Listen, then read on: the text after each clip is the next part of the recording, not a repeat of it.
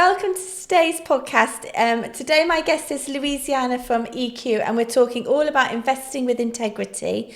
Louisiana is head of sustainability at EQ, amongst lots of other things, but I want her to talk to you today about stewardship and her positive impact portfolio. So welcome to today's show, Thank you Louisiana. so much. Lovely to be here. So I think when I first bring up ethical investing or ESG with clients, they know what it means, but they definitely don't know that there's this sort of sliding scale of how ethical you can be.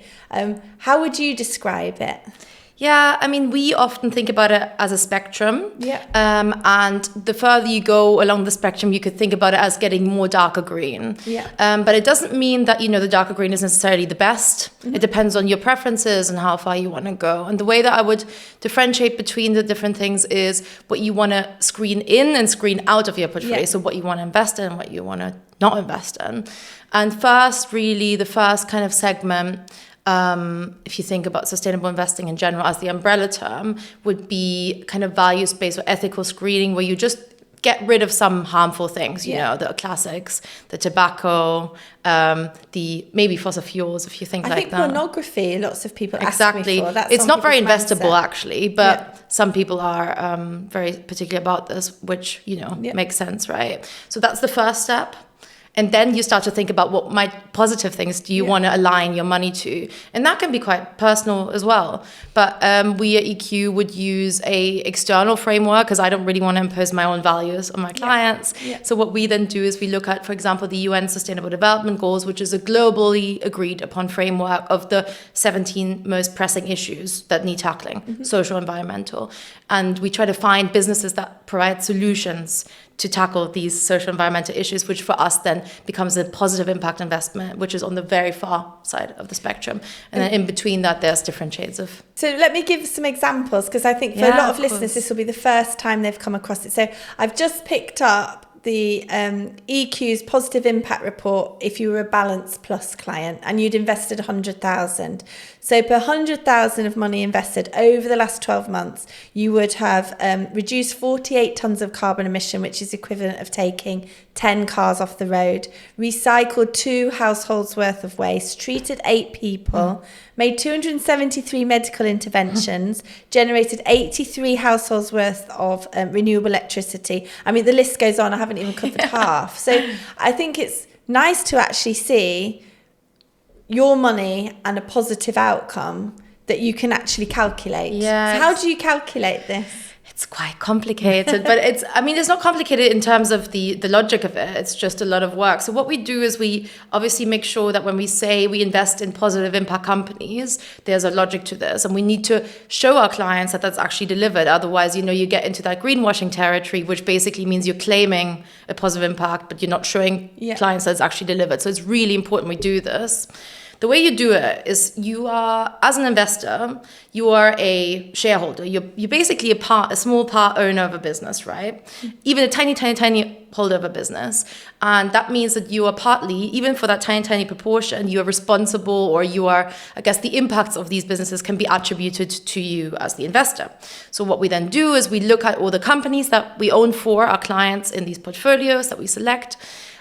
We look at what these companies have done in the last year. For example, if you're a wind turbine manufacturer, how many wind turbines did you build?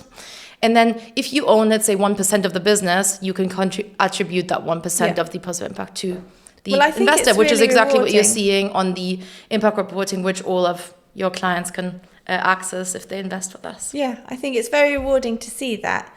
And does there need to be a financial lag between what you're achieving by investing in a green way compared to going all hog and just being in anything?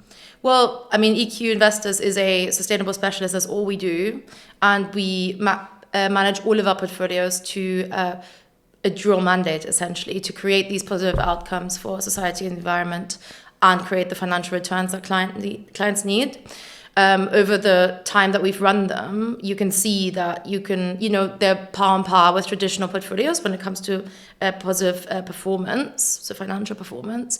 But over the short term, by not holding some companies because they don't align with the sustainability objective, it means that short term, the performance might look differently. Yeah. And that could mean outperformance and that can be underperformance. And clients just need to be understanding that this can happen over the short term. But over the long term, I mean, if you think about it, companies that have solutions to the greatest social environmental challenges out there, they're exposed to such great tailwinds, if you are addressing an unmet need. Yeah. That's a great market opportunity. So that's why we believe you can have both. So you're trying to pick the future problem solvers. Indeed, yeah. Even now, problem solvers. I mean, if you are treating, what did you read out? 8 patients, for example. Yeah. You are already you're creating these drugs, these treatments that are solving some real healthcare issues that people have today and make their lives easier. Or if you're building a new wind turbine that probably wasn't there before, that's an impact today. But, I think a lot of clients won't know that you're actually an activist as well. So it's not that you're just sat behind a computer analysing things. Tell us more about that and sort of some of the interesting things that you did last year. Yeah, of course. So I mentioned earlier when I talked about how you can start thinking about sustainable investing, and there's a spectrum of green.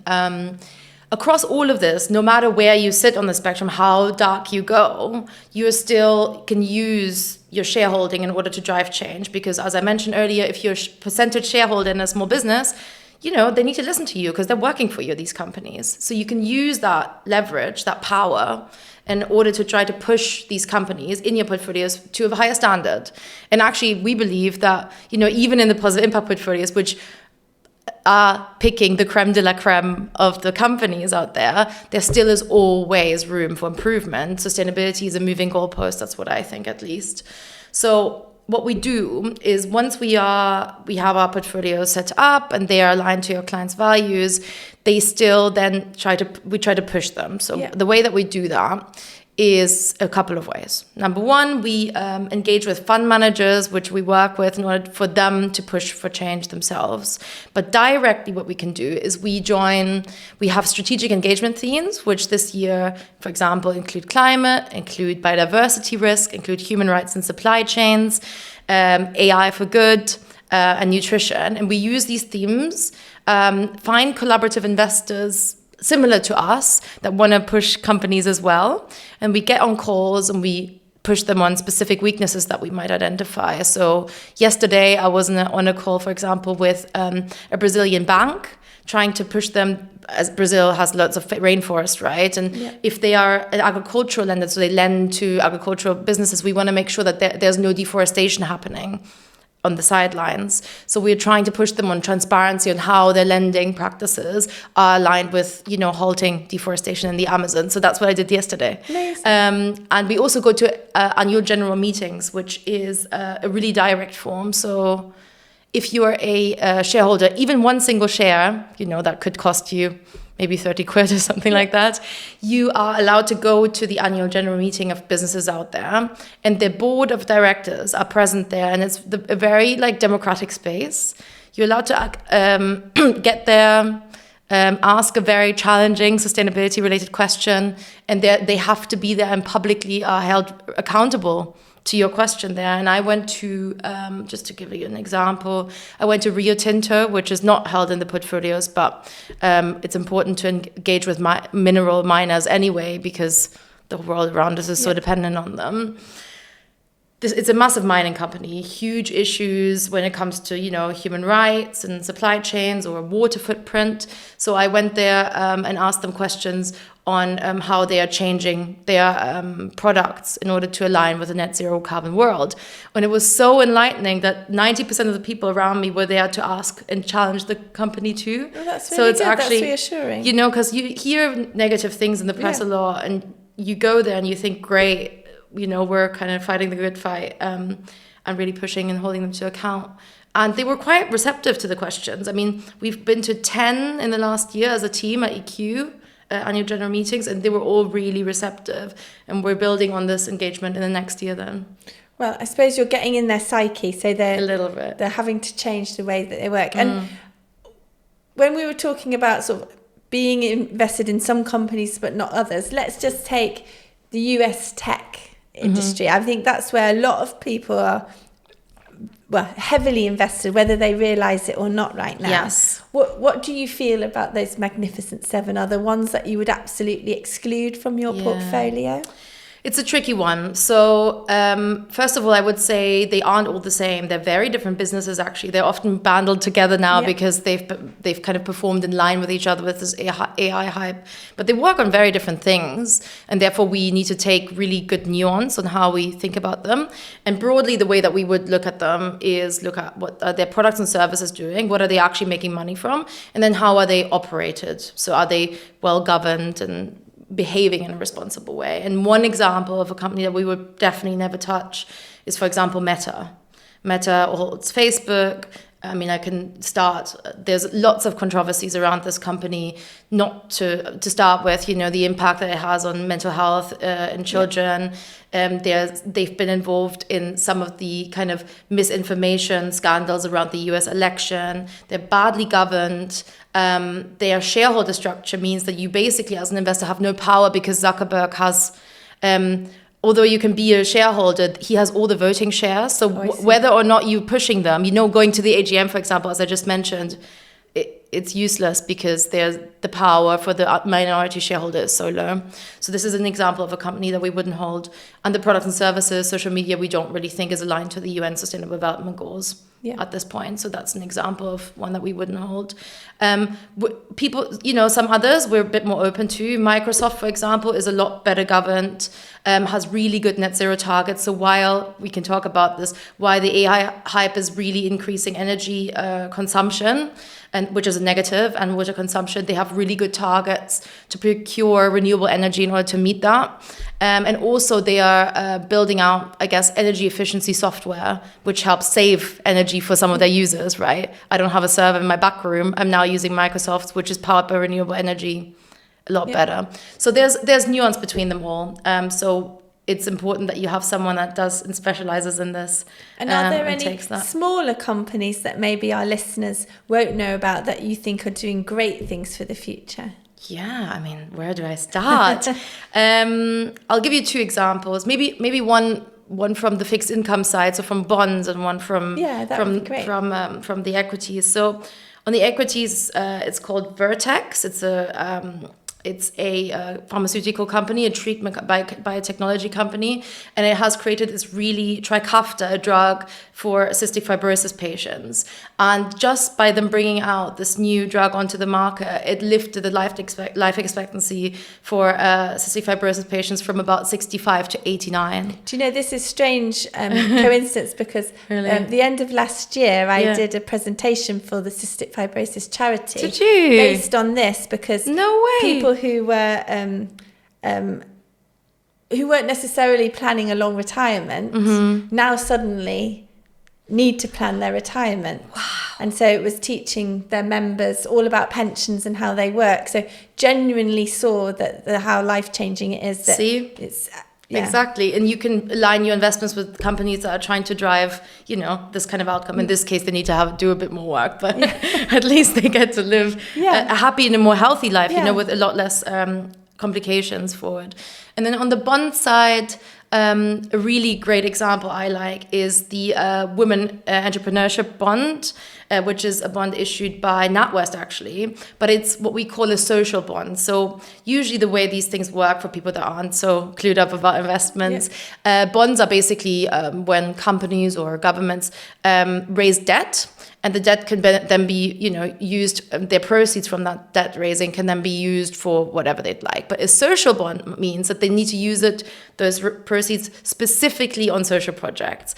And in this case, for the gender diversity bond, they have helped to basically empower loads of women entrepreneurs all across the UK by helping them set up their own businesses, employ more women-founded members, and really increase that kind of founding gap that exists between women and men. They don't get very much. Exactly. And I think it's a great way in order to kind of use a normal bond with all the same characteristics as a bog standard NatWest bond, but to real great social impact. So. Yeah, that's amazing. Yeah. And well, we do need to close that gap between what men get when they're starting a business and what women get when they're starting a business. And what do you find is the most challenging part of your job? Is it deciding what good is? Is that the hard bit? Like, what's the hardest bit?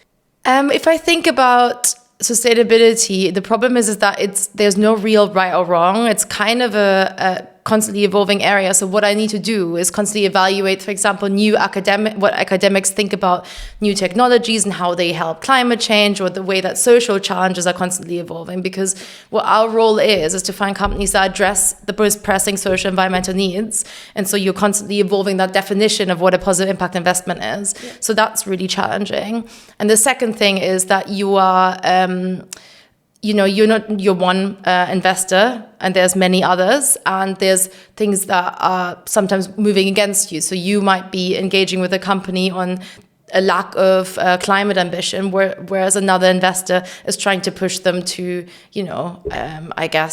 focus on their gender balance and so on. So to get really that momentum behind you is really challenging, and that's why I think collaborative engagement is really key, so that you go to someone and I go to someone else goes to the same company and ask them all different things. It's really great that there's increased collaboration, and that's why I lead on some of the collaboration in the industry as well, because I'm realizing that's a barrier, and we can create more effective change that way. Say someone doesn't have an IFA, so they haven't got someone like me putting investment ideas in front of them. How can somebody just get started? And do they need a lot of money to be involved in the positive impact space? No. I mean, it depends who you work with. So if you want to invest in the likes of the EQ portfolios, you don't need to have necessarily a lot of money to do so. So that's the first thing. How do you get started? I think, first of all, I would look at maybe some of the reporting that is out there to try to see what interests you. Are you interested in climate change and how that might create risks and opportunities for me? Or are you interested in some of the social themes and try to understand how some investors think about this? So give it a little Google, I would say. And hopefully you'll find a nice financial advisor that can save you a lot of hassle by really giving you a good recommendation. Because for now, and I must be honest here, I spend a lot of time differentiating a greenwashed fund from a non-greenwashed fund. That's literally my job. And unfortunately, there is quite a lot out there that is still a bit murky. Regulation is coming in, for sure, that will help us all to try to differentiate a bit. So that regulation that's coming in, do you think it's going to help? Like, have you got an idea? Because it feels like it's going to create a lot of admin for funds, but do you think it's going to make it transparent for the consumer? Still to be seen. So the regulation, just for those people that don't know, basically at the moment you can call a fund anything. You can call it best climate change portfolio and invest in all the fossil fuel companies if you'd like, which is a problem. And that creates mistrust, and that's why some people don't invest sustainably, because they're just like, oh God, I don't want to do it wrong. Let me just stay away from it all. What the regulator is trying to do is trying to set some minimum bars. What can you name yourself as a fund? And what do you need to achieve as a minimum? And they've created some labels, some kind of taglines for those funds. Do I think it will help? Yes, over time, but I think there's going to be some teething issues, basically. The main thing that I'm excited about is that more transparency will come out. People need to now show you, which EQ has been doing for years and years and years, but other investors need to now show what they mean but when they say sustainable investing, green investing, positive impact investing, and show you data to, I guess, justify that kind of terminology. So I think more transparency is super good. Whether or not we'll end up using all the terminology, the labels and the tags that they have now come out with, I think we'll see. But hopefully it engages more investors because they can trust the process a bit more. And I don't even know if this is even possible for a lay person. But so when I'm researching investments, my system will do that for me. It'll show me what exposure the portfolio has to non-green or ESG issues. Like, is there even a software out there that regular people can use? I wouldn't say one software that you don't need to pay for. Most of them you'll have to pay for, but there are some data providers that offer you kind of a trial, like a set of the data. So you can have a look at Sustainalytics, it's called, or MSCI ESG data.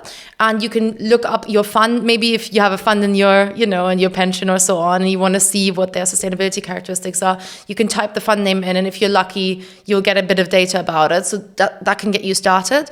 Or, find a financial advisor that can help you through this, because they're more likely to have the resources that you might need. Yeah. Lovely. Well, thank you so much for coming on. I think people will have learnt a huge amount. And I'll put everything in the show notes so that everyone can look up the positive impacts and just, see what you've got on your website. It was so nice to talk to you. Thank you for having me.